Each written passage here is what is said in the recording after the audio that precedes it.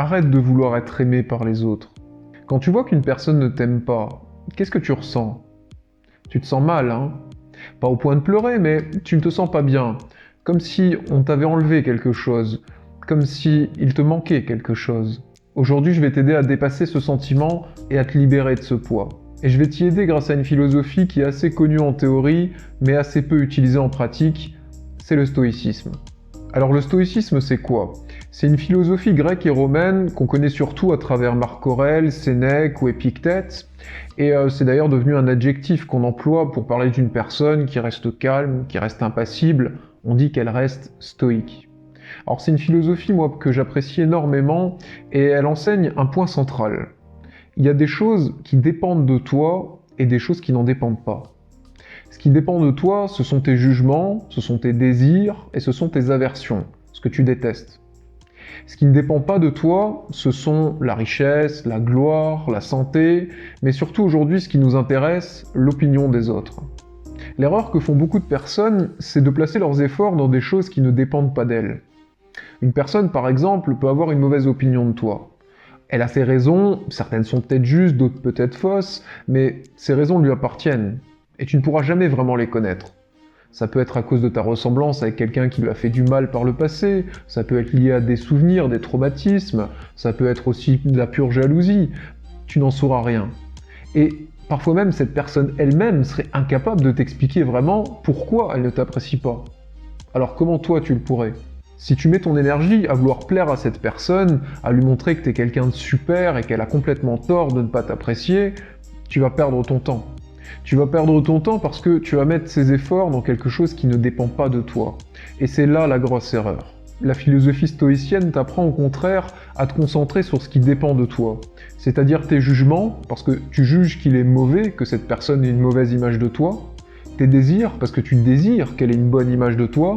Et tes aversions, ce que tu détestes, ce que tu crains, parce que tu détestes l'idée qu'on ait une mauvaise image de toi, tu détestes l'idée qu'on ne t'aime pas.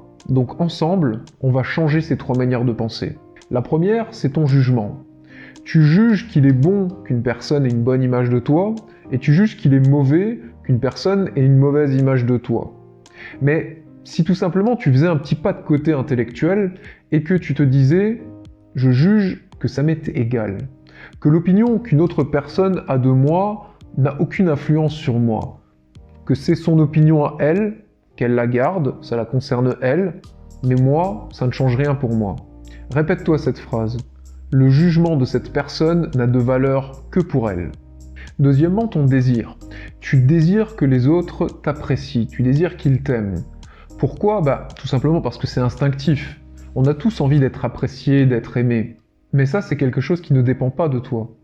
Si à la place, tu te concentrais sur quelque chose qui dépend de toi, c'est-à-dire que tu te concentrais sur le fait d'être meilleur chaque jour, d'offrir aux autres chaque jour la meilleure version de toi-même possible. Ça dépend de toi. Alors répète-toi cette phrase. Je ne veux pas être aimé, je veux être meilleur. Et troisièmement, ce que tu détestes, tes craintes. Tu détestes et tu crains qu'on ait une mauvaise image de toi, tu crains de ne pas être aimé par les autres. Et tu sais pourquoi? Parce qu'à chaque fois qu'une personne ne t'apprécie pas, ça te donne l'impression que ça diminue ta valeur, comme si on t'ôtait des points virtuellement. C'est complètement faux. Ce que les autres pensent de toi ne change rien à ta valeur.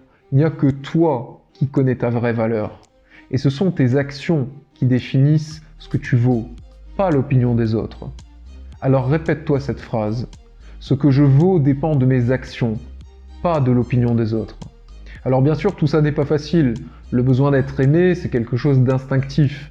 Ce n'est pas simplement en une vidéo que tu vas réussir à t'en détacher. Mais si chaque jour, tu mets en pratique ce que je viens de te partager, si tu te répètes ces phrases, si tu réfléchis à ce sujet assez souvent, petit à petit, tu vas réussir à te libérer de ce besoin d'être aimé tout le temps par les autres, d'être apprécié. Tu vas réussir, au final, à être plus libre.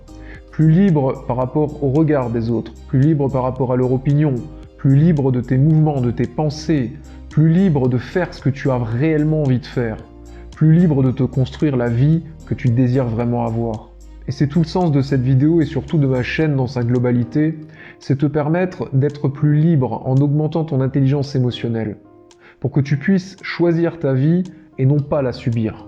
Alors si cet objectif t'intéresse, je t'encourage à me rejoindre et à t'abonner à la chaîne. N'hésite pas également à partager en commentaire ce que cette vidéo t'aura inspiré. C'est toujours un plaisir pour moi de répondre aux commentaires et de discuter des sujets que j'aborde dans mes vidéos.